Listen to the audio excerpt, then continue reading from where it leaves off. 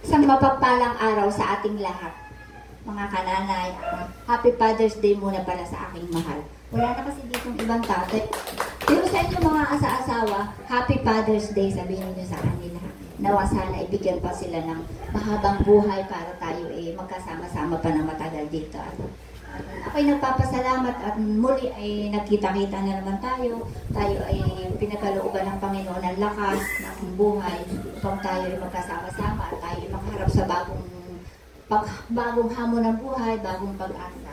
Patuloy lang tayong maging totoo sa Panginoon. Patuloy lang natin siya alalahanin sa bawat sandali ng ating buhay.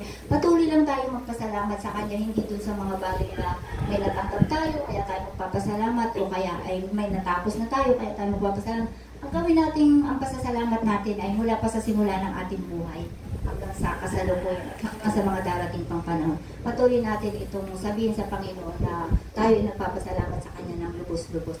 Ganun din, nagpapasalamat ako sa isang linggong nakaraan at nakaraos. Alam niyo ba, hindi naman biro yung umawit dito sa unahan. Kasi hindi naman ako talaga singer.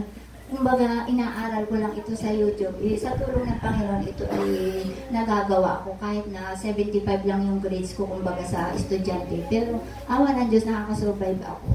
Kaya, sana naman, hindi lang ako, kayo din naman. Para lahat tayo, dahil kung kaya ko, mas sigit na kaya nyo, dahil mas bata kayo sa akin.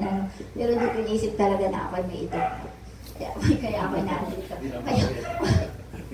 Kaya maraming salamat. At kayo ni-encourage ko kayo. Sama-sama tayo dito. Tara, ikaw, basta lahat kayo.